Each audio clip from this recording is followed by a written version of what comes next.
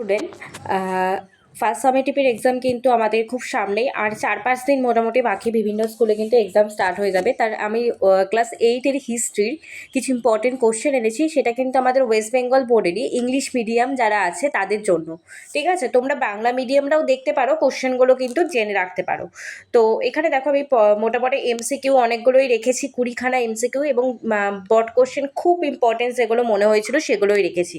চলো একদম সময় নষ্ট করে এইগুলো তোমরা অবশ্যই একবার দেখে যেও পরীক্ষার আগে। Who implemented the doctrine of lapse, আমি কিন্তু এখানে শুধু কোশ্চেনগুলো আলোচনা করছি, তোমরা কিন্তু অ্যান্সারগুলো নিজেরা কিন্তু রেডি করে রাখবে। পরে কোশ্চেন দেখো আছে, in which war Tipu Sultan was died, Tipu Sultan কোন যুদ্ধে কিন্তু মারা গেছিল।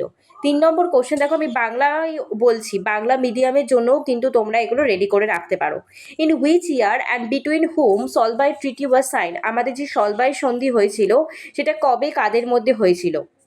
4 নম্বর কোশ্চেনটা দেখো, who willingly accepted the subsidiary alliance, আমাদের যে অধীনতামূলক মিত্রতা নীতি ছিল সেটা প্রথমলি কে নিজের ইচ্ছাকৃতভাবে প্রথম গ্রহণ করেছিল। In which year the battle of Palashi took place, আমাদের পলাশির যুদ্ধ কত সালে হয়েছিল সেটা জানতে চাইছে, এবং কাদের মধ্যে হয়েছিল এটাও জেনে রাখবে। When did Mughal emperor Farukh Shah issue a farman, Farukh Shah কত সালে একটা ফরমান জারি করেছিল। By whom Murshid Quli Khan was appointed as Diwan of Bengal, মানে কার দ্বারা কিন্তু মুর্শিদ কুলি খান বাংলার নবাব হয়েছিল, দেওয়ান হয়েছিল। পরে কোশ্চেন দেখো কি আছে, when was supreme court establish at Kolkata, কলকাতাতে সুপ্রিম কোর্ট কত সালে প্রতিষ্ঠিত হয়, সেটা কিন্তু 8 নম্বরে দেওয়া আছে। 9 নম্বরে দেখো কি আছে, 9 নম্বরে দেখো কি আছে, হু started the civil service system. পরে কোশ্চেন 10 নম্বরে কি আছে, হু ওয়াজ চার্লস উড, চার্লস উড কে ছিলেন। নেক্সট কোশ্চেন দেখো কি আছে, when was Hindu college establish, Hindu college কত সালে প্রতিষ্ঠিত হয়েছিল এবং কে করেছিল, অবশ্যই জেনে রাখবে। 12 নম্বর কোশ্চেনে দেখো কি আছে, with whom the British rule enter and agreement Ryotwari system, Ryotwari সিস্টেমটা কবে কে চালু করেছিল, অবশ্যই জেনে রাখবে। What was the result of dadan, দাদন যে প্রথাটা ছিল তার ফলে কি হয়েছিল সেই রেজাল্টটা কিন্তু জানতে চাইছে। পরের কোশ্চেন দেখো, when was tenancy act pass, tenancy act কত সালে পাস হয়েছিল। When did permanent settlement started in Bengal and who started the permanent settlement, এই দুটো কোশ্চেনই কিন্তু ইম্পর্টেন্ট, কবে এবং কে চালু করেছিল পার্মানেন্ট সেটেলমেন্ট চিরস্থায়ী বন্দোবস্তটা। Who started the Ijaradari system, 16 number question. 17 নম্বরে দেখো কি আছে, হোয়াট ডাজ আবাদ মিন, আবাদ মানে আবাব মানে মানেটা কী ছিল।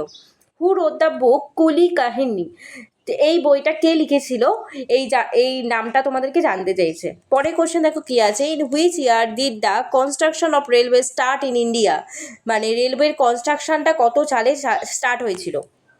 পরের কোশ্চেন দেখো 20 নম্বরে কি আছে, how much money was invested in Indian railway between 1859 to 1869, মানে 1859 থেকে 69-এর মধ্যে কত টাকা কিন্তু ইনভেস্ট হয়েছিল ইন্ডিয়ান রেলওয়ের জন্য।